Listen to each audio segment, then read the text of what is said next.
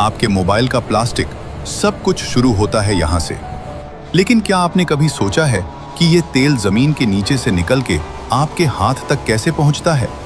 वो प्रोसेस इतना कॉम्प्लेक्स है, इतना डेंजरस है और इतना अमेजिंग है कि देखकर आपकी आंखें खुली की खुली रह जाएंगी।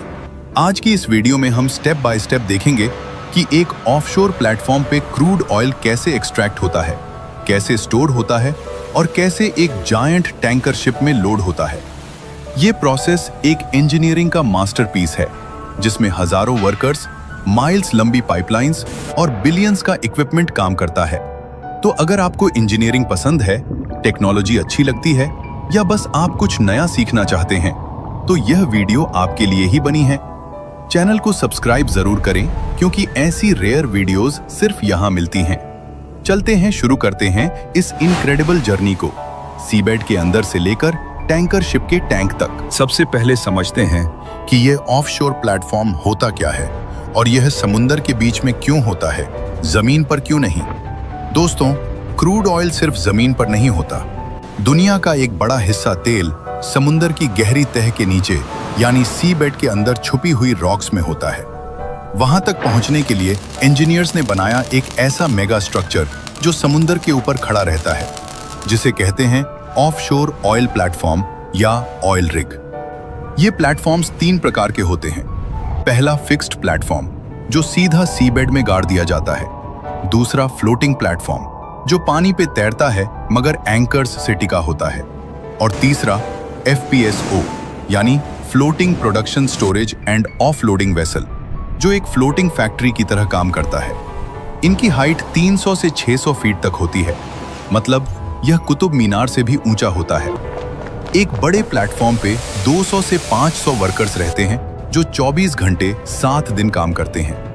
इनके पास hospital, helipad, gym, dining hall सब कुछ होता है, क्योंकि यह लोग महीनों तक घर नहीं जा सकते। ये प्लेटफॉर्म्स इतने स्ट्रॉन्ग होते हैं कि 30 मीटर ऊंची वेव्स और कैटेगरी 5 तूफान भी इन्हें हिला नहीं सकता। एक ऑफशोर प्लेटफॉर्म बनाने में 5 से 10 बिलियन डॉलर लगते हैं। सोच लो कितना बड़ा इन्वेस्टमेंट है ये। और इसके बावजूद यह एक जरूरी काम करते हैं जो पूरी दुनिया की एनर्जी नीड पूरी करता है। अब आते हैं सबसे एक्साइटिंग पार्ट पे, ड्रिलिंग यानी जमीन के अंदर तेल ढूंढना और उससे ऊपर लाना। ये प्रोसेस शुरू होता है एक स्पेशल मशीन से, जिसे कहते हैं रोटरी ड्रिल। इसका ड्रिल बिट एक तेज डायमंड या टंगस्टन कार्बाइड का बना होता है, जो पत्थर जैसे हार्ड रॉक्स को भी काट सकता है। ड्रिल बिट को घुमाने के लिए ऊपर एक बड़ी मशीनरी लगाई जाती है, जिसे डेरिक कहते हैं। ये वो लंबा टावर होता है जो आपने प्लेटफॉर्म्स की तस्वीर में देखा होगा। ड्रिलिंग करते वक्त एक स्पेशल लिक्विड नीचे भेजा जाता है, जिसे ड्रिलिंग मड कहते हैं। ये कोई एक्चुअल कीचड़ नहीं होता, बल्कि यह एक इंजीनियर्ड केमिकल मिक्सचर होता है जो रॉक्स को ठंडा रखता है, ड्रिल बिट को लुब्रिकेट करता है और प्रेशर कंट्रोल करता है। ड्रिलिंग 1000 से 5000 मीटर की गहराई तक होती है। पहले समुंदर का पानी क्रॉस करो, फिर सी बेड की रॉक्स और फिर 3 अलग जियोलॉजिकल लेयर्स के ऊपर से गुजरो, तब मिलता है वह रिजर्वायर जहां तेल है। जब ड्रिल ऑयल रिजर्वायर तक पहुंच जाता है तो एक बड़ा डेंजर होता है, ब्लो आउट। जब अंडरग्राउंड प्रेशर इतना ज्यादा होता है कि तेल और गैस कंट्रोल के बाहर आ जाते हैं। इसे रोकने के लिए प्लेटफॉर्म्स पे लगता है BOP यानी ब्लो आउट प्रिवेंटर। यह एक मैसिव वाल्व सिस्टम होता है जो इमरजेंसी में पूरी वेल को बंद कर सकता है। 2010 में डीप वाटर होराइजन में यही BOP फेल हुआ था और दुनिया का सबसे बड़ा ऑयल स्पिल हुआ था। एक वेल को ड्रिल करने में 60 से 100 दिन लगते हैं और एक प्लेटफॉर्म में एक साथ 20 से 40 वेल्स ड्रिल हो सकती हैं, अलग अलग एंगल्स पे। जब वेल तैयार हो जाती है तो शुरू होता है एक्सट्रैक्शन का प्रोसेस, यानी तेल को जमीन के अंदर से ऊपर खींचना। और यहाँ एक इंटरेस्टिंग बात है, बहुत बार तेल को पंप नहीं करना पड़ता, क्योंकि अंडरग्राउंड इतना ज्यादा प्रेशर होता है कि तेल खुद ऊपर आ जाता है। इसे कहते हैं नेचुरल फ्लो। जैसे एक सील्ड बॉटल को खोलो तो पानी खुद बहने लगता है। लेकिन जब प्रेशर कम होता है तो यूज करते हैं सबमर्सिबल पंप्स या गैस इंजेक्शन, जिसमें गैस को वापस नीचे डाल के प्रेशर बढ़ाया जाता है। अब प्रॉब्लम यह है कि जो लिक्विड ऊपर आता है वो सिर्फ क्रूड ऑयल नहीं होता, उसमें मिक्स होता है पानी, नेचुरल गैस, सैंड और केमिकल्स। इसको सेपरेट करना पड़ता है और यहाँ काम आता है प्लेटफॉर्म का सबसे इंपॉर्टेंट मशीन, 3 फेज सेपरेटर। ये एक हॉरिजॉन्टल ड्रम जैसा होता है जिसमें ग्रेविटी और प्रेशर का यूज करके 3 चीजें अलग हो जाती हैं। सबसे नीचे पानी, बीच में क्रूड ऑयल और ऊपर गैस।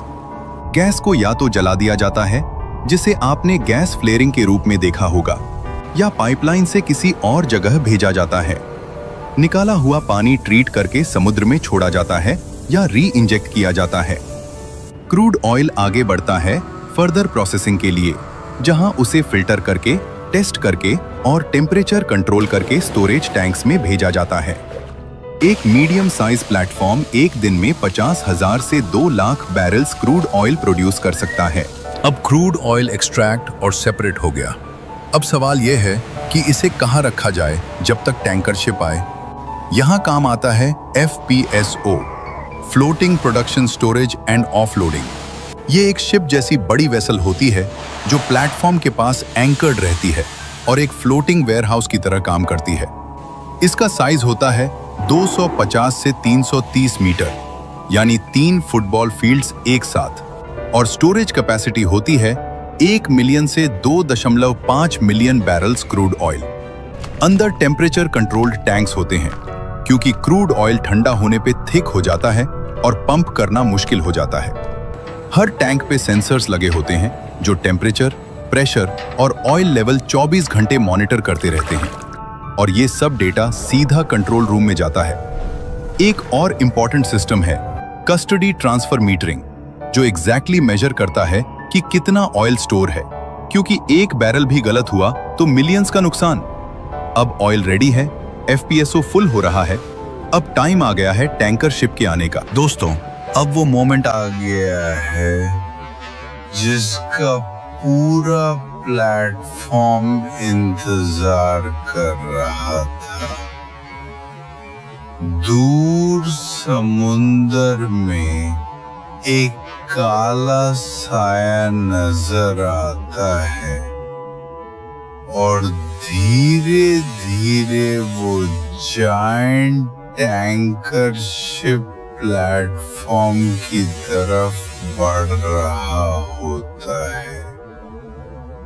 ये कोई छोटी बोट नहीं, ये होता है VLCC,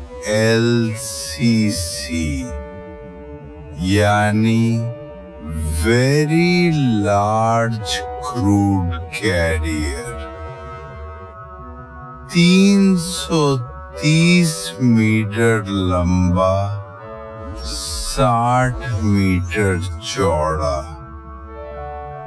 मतलब एक छोटे मोहल्ले जितना बड़ा अकेला जहाज।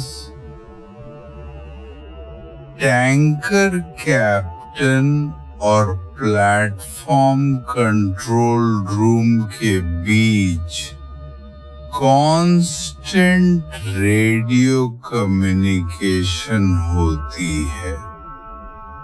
स्पीड, डायरेक्शन, विंड, करंट सब कैलकुलेट होता है, क्योंकि एक जरा सी गलती और कैटास्ट्रॉफिक एक्सप्लोजन